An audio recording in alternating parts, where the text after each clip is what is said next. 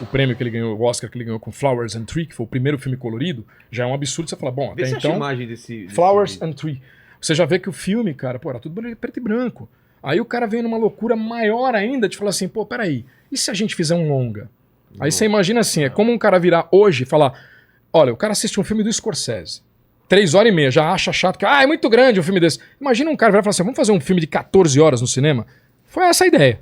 Os filmes tinham 3 minutos, ele não vai fazer um de 1 hora. Nossa, Cara, ninguém tinha feito ainda? Ninguém. Tinha um filme só. Um argentino, mas bem fuleirinho. Como arte, Exato. Branca de Neve e Sete Anões. E não era nem colorido, tá? Era um negócio meio coisa. Mais tosco, sim. Mais tosco. Agora, como arte, mesmo de você falar, puta, cara, tudo Branca na mão. É esse? Esse foi o primeiro em Flowers cores, and ganhou o Tree. primeiro Oscar da Academia. De curtas-metragens.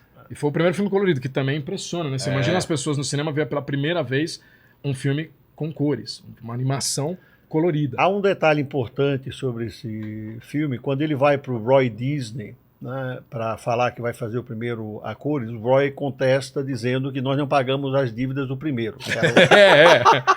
Mas aí tem um detalhe muito importante. Eles já tinham esse desenho 50% aproximadamente prontos. E não era um processo tão simples de pegar os 50% desse desenho que já estava pronto e simplesmente colorir os 50% feito e fazer a metade. Teria que literalmente jogar no lixo e começar do zero o desenho. Quando o Roy sabe disso, entra em desespero. Fala, estão malucos. Vamos pro próximo desenho, aí a gente faz a cores. Pra gente não ter que jogar fora esse tempo que nós levamos de fazer metade desse desenho aí. E o Walt Disney sempre batia o pé e falou, não, mas isso aqui, o tema tem tudo a ver com cores. Olha o nome, Flowers and Trees. Flores e árvores, porra. Então ele foi em frente e foi o primeiro Oscar da Academia. E o interessante é que isso que a gente tá falando é 32, né? E o Mickey, esse Steamboat Willie, 1928.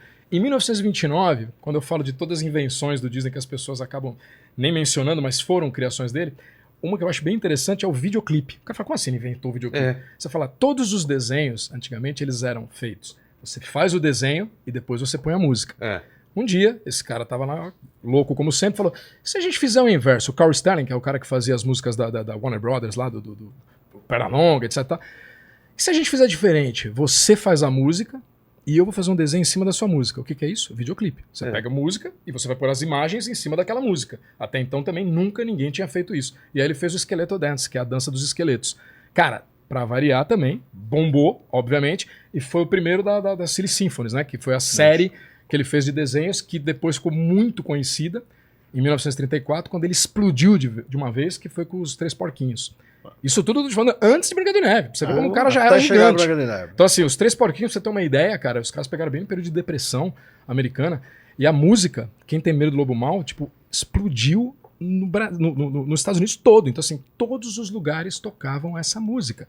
Porque eles diziam que o lobo mau era como se fosse a depressão. Sim. E os caras, né, o trabalhador ali, quem tem medo do lobo mau, quem tem medo da depressão.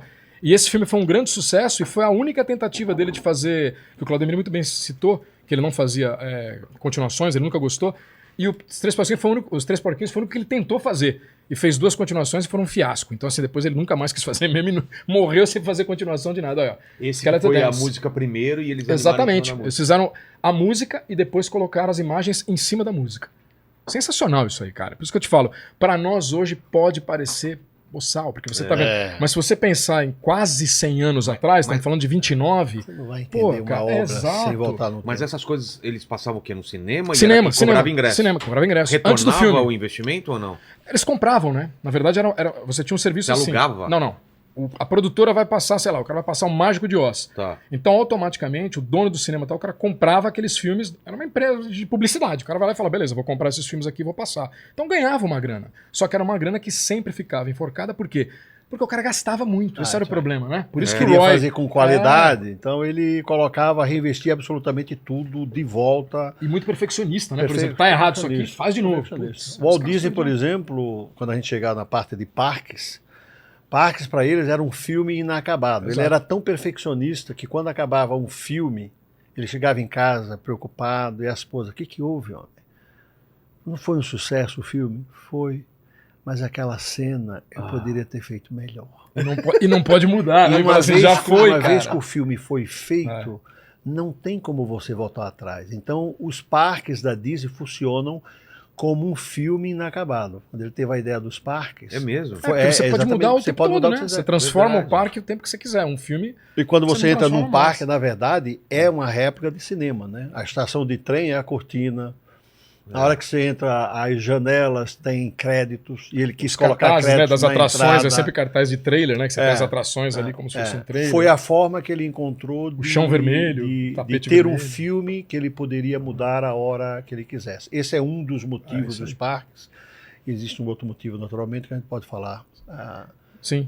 Já estamos chegando quase voltando- lá, na voltando a verdade. falar porque de se filmes, você notar, né? os 100 anos está seguindo bem legal bem a legal. entrevista. Voltando de filme, então, aí fez os Três Porquinhos, né? Que acabou arrebentando e tal. Foi um enorme sucesso, ganhou uma grana com isso. Pra você ter uma ideia, ficou tanto tempo em cartaz, que os caras fizeram a chamada, né? Nas salas, no cinema, sabe como que era, cara? Tinha um dos porquinhos com barba. Ia crescendo a barba, cara, pra dizer o quanto tempo eles estavam em cartaz. Tipo assim, que não saía.